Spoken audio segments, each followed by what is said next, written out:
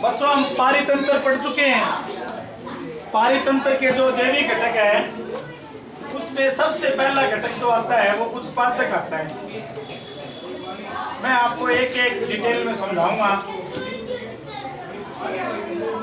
जो जैविक घटक है जिसको इंग्लिश में बोलते हैं बायोटिक,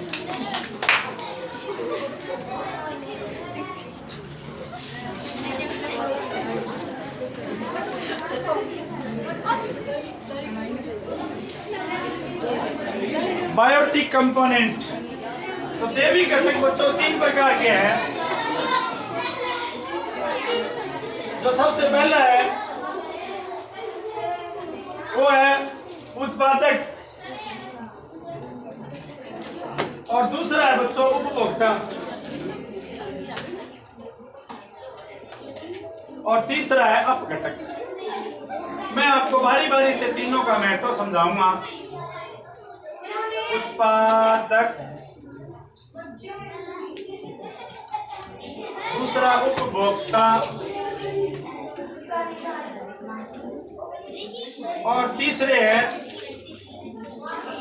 अपघटक।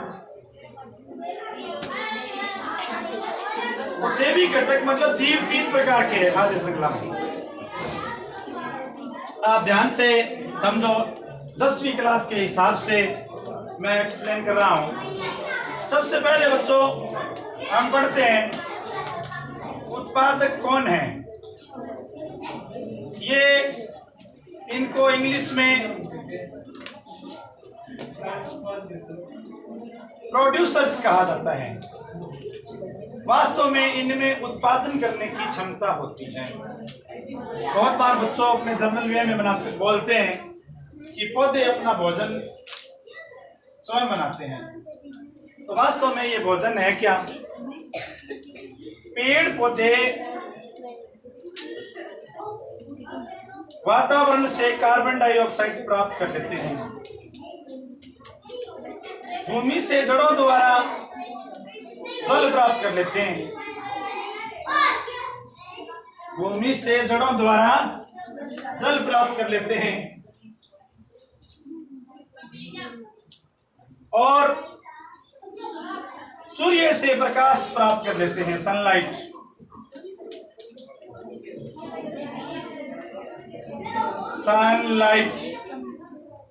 और पर्णहरित युक्त कोशिकाएं, सारी कोशिकाएं नहीं, पर्णहरित युक्त है। हर जीव की कोई भी कोशिका ये नहीं कर सकती, सिर्फ ये प्रोसेस पर्णहरित युक्त कोशिकाएं करती है।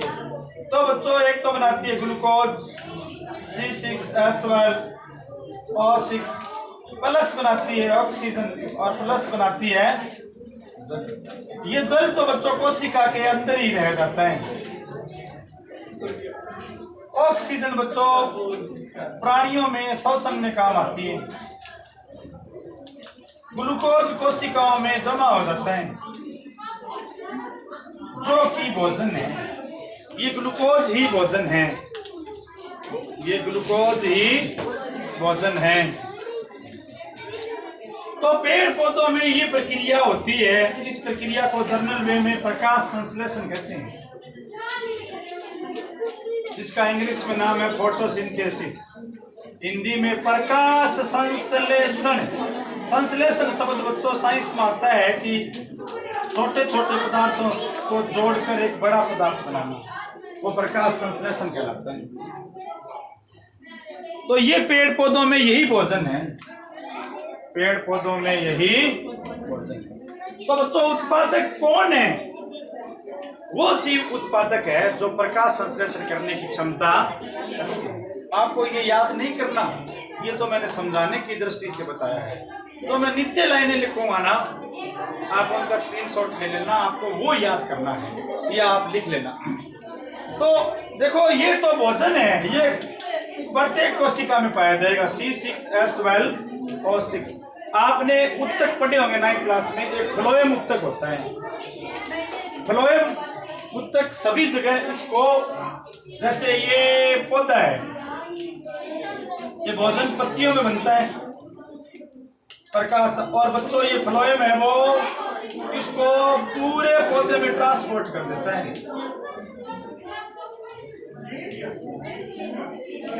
तो ये पूरे पौधे में ट्रांसपोर्ट हो जाता है। ये बच्चों फ्लोएम है। फ्लोएम मतलब भोजन का परिवहन करता है। तो हम खाद्य श्रृंखला को बच्चों शुरू करने का श्रेय उत्पादकों को जाता है। कोई भी खाद्य श्रृंखला शुरू होगी तो उसमें प्रथम स्थान है वो उत्पादकों का आएगा। उत्पादक ही खाद्य श्रृंखला को शुरू करते हैं। अब बात यह है कि 10वीं क्लास की दृष्टि से आपको लिखना क्या है वो मैं आपको समझाता हूँ। भोजन तो आप समझ गए भी ये किस प्रकार से अपना भोजन है बनाते हैं। तो सबसे पहले बात ये बच्चों की उत्पादक कौन है, तो आप ये लिखोगे 4 स्टिक बातें। ये स्वपोषी जीव है। स्वपोषी जीव है। They are autotrophs. इंग्लिश में बोलते हैं ऑटोट्रॉप्स। बच्चों ऑटो का मतलब होता है सेल्फ, स्वयं, और ट्रॉप्स का मतलब होता है पोषण। तो ये बात 10वीं क्लास के लिए सबसे पहले इंपॉर्टेंट बात है। उत्पादक कौन है, तो उत्पादक कौन है, स्वपोषी जीव। अब स्वपोषी का मतलब ये किसी पर डिपेंड नहीं है, इन पर सभी डिपेंड है। ये किसी पर निर्भर नहीं है, इन पर सभी निर्भर है। समझ गए बात। ये प्रकाश संश्लेषी जीव है, मतलब फोटोसिंथेसिस करते हैं, अभी समझाया था। प्रकाश संश्लेषी जीव है, फोटोसिंथेसिस ऑर्गेनिज्म।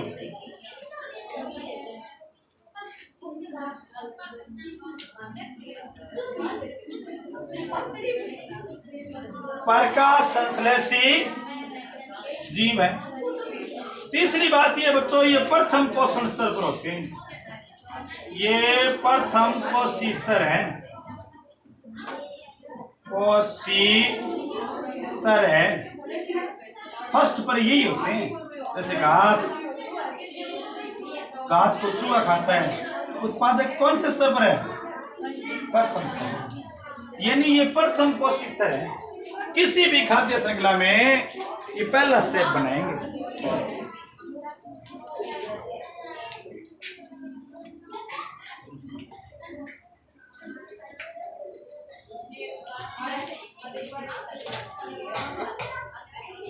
इनमें पर्णहरित युक्त कोशिकाएं पाई जाती है।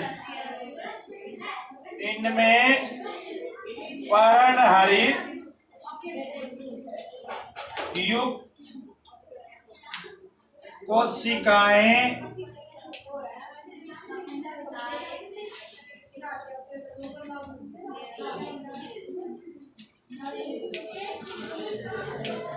पाई जाती है।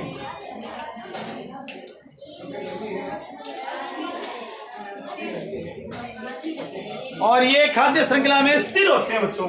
अब ये स्थिर का क्या मतलब हुआ समझाऊंगा मैं आपको। ये स्थिर होते हैं मतलब एक ही स्थान पर फिक्स रहते हैं। अब देखो मेरी बात सुनो, ये मैं एक खाद्य श्रृंखला बना रहा हूं, ध्यान दो। ये घास है, ये घास है मान लो कोई, और ये घास को खाने वाला ये चूहा है। घास को खाने वाला चूहा है, और चूहे को खाने वाला ये सांप है, और सांप को खाने वाला ये बाज है। सांप को खाने वाला ये बाज है। तो घास, चूहा, सांप और बाज, तो अब ये स्थिर नहीं है, ये तो गति करते रहेंगे एक जगह से दूसरी जगह। लेकिन घास है ना, वो एक ही जगह पर है स्थिर। इसलिए बच्चों कहते हैं कि उत्पादक है ना, वो स्थिर है, यानी घास यहाँ पर स्थिर है, बाकी सभी गतिशील है। तो बच्चों 10वीं क्लास की दृष्टि से मैंने आपको उत्पादक समझा। अब इसमें एक महत्वपूर्ण बात यह है कि उत्पादक है सूर्य से आने वाली ऊर्जा है ना, ये सूर्य से प्राप्त ऊर्जा का 1% ग्रहण करते हैं, 1% ग्रहण करते हैं। मतलब सूर्य से जितनी ऊर्जा आती है ना, सूर्य से जितनी ऊर्जा पृथ्वी पर आती है, उसका 1% उत्पादकों को प्राप्त होता है। मान लो किसी समय 1,00,000 किलो कैलोरी यहाँ पर ऊर्जा आ रही है, बच्चों कितनी आ रही है? 1,00,000 किलो कैलोरी। तो बाकी ऊर्जा कहाँ जाएगी हमें नहीं पता, लेकिन घास में इसकी 1% आएगी। प्रतिशत का मतलब 2 जीरो हटा दो, घास में 1,000 किलो कैलोरी है, समझ रहे हो ना? ये सूर्य से प्राप्त सारी ऊर्जा नहीं लेते, केवल 1% ऊर्जा को ही ग्रहण करते हैं। और बच्चों ऊर्जा का स्वयं उपयोग करते हैं और शेष 10% ऊर्जा को आगे स्थानांतरित कर देते हैं। अब जैसे 1,000 किलो कैलोरी यही है ना, बाकी ऊर्जा खुद रख लेंगे और 10% आगे भेज देंगे। 10% 1,000 का कितना हो गया?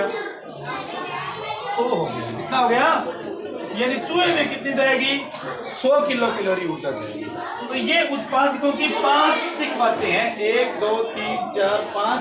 वो एक एक्स्ट्रा नॉलेज है जो आपको अगले टॉपिक में काम आएगा कि उत्पादक का दूसरा नाम स्वकोषी है, प्रकाश संश्लेषी जीव है, प्रथम कोशी स्तर पर है और इनमें पर्णरहित युक्त कोशिकाएं पाई जाती है। ये स्थिर होते हैं और ये गति नहीं करते, मतलब खाद्य श्रृंखला में ये एक ही जगह पर रहते हैं। आशा है आप समझ गए होंगे। नेक्स्ट,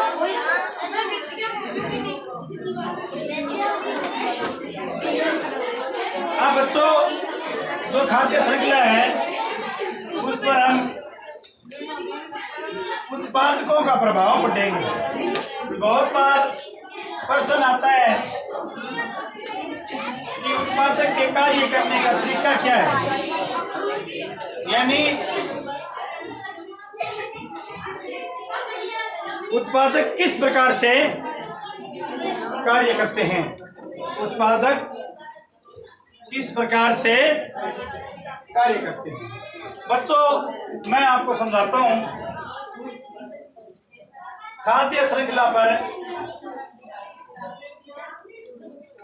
उत्पादकों का प्रभाव,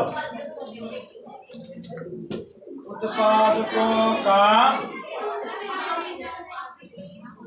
प्रभाव, इफेक्ट ऑफ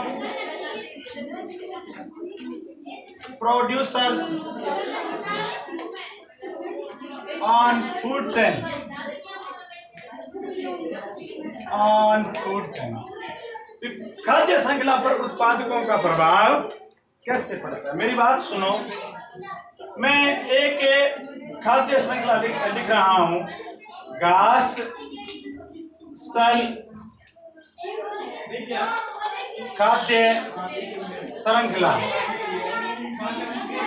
घास, स्थल, खाद्य श्रृंखला।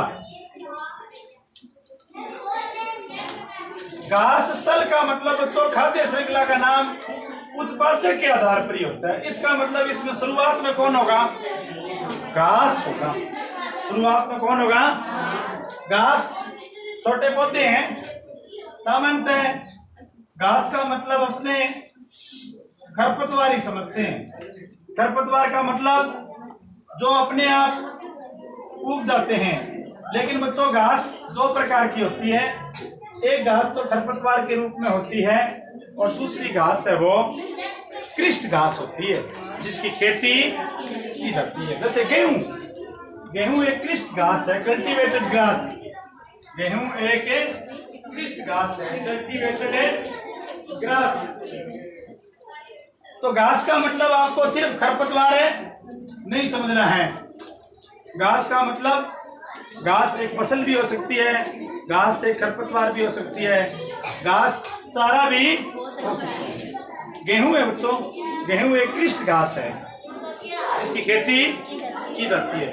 अब बात यह है कि यहाँ पर देखो घास है, मान लो ये घास गेहूं ही है, ये घास है, ग्रासलैंड फ्रूट चेन, ये घास है। अब एक घास को खाने के लिए उस जगह पर मैं मान लूं चूहे है, क्या है, चूहे,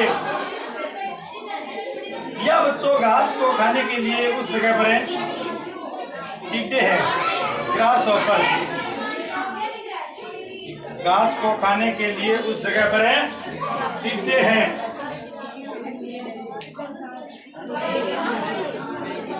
अब इनको खाने के लिए बच्चों सांप है, और सांप को खाने के लिए बाज है, ईगल। मेरी बात सुनो, मैं क्या बता रहा हूं। अब तुम्हें ये कहा जाए कि खाद्य श्रृंखला पर उत्पादकों का प्रभाव लिखिए, तो बच्चों खाद्य श्रृंखला में आप ये लिखोगे कि उत्पादक की खाद्य श्रृंखला को शुरू करते हैं, और ये सदैव प्रथम पोषी स्तर पर होते हैं। ये प्रथम पोषी स्तर है, ये प्राथमिक उपभोक्ता है। ये देखो मेरी बात सुनो, प्राथमिक उपभोक्ता, अरे भाई ये है उत्पादक, प्रोड्यूसर्स, और ये है प्राथमिक उपभोक्ता, प्राथमिक उपभोक्ता, और ये है द्वितीयक उपभोक्ता।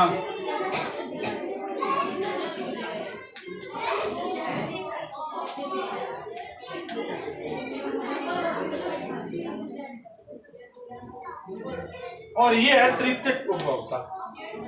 अब तुम्हें याद रखना है कि उत्पादक प्रथम पोषी स्तर बनाते हैं, ये प्रथम पोषी स्तर है, फर्स्ट फूड लेवल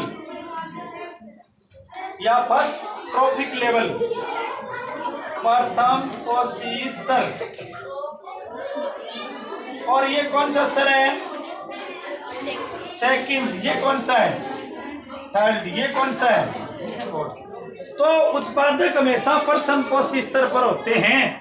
यदि इनको खाद्य श्रृंखला से हटा दिया जाए तो आगे खाद्य श्रृंखला नहीं बढ़ेगी और पूरी की पूरी खाद्य श्रृंखला है वो नष्ट है।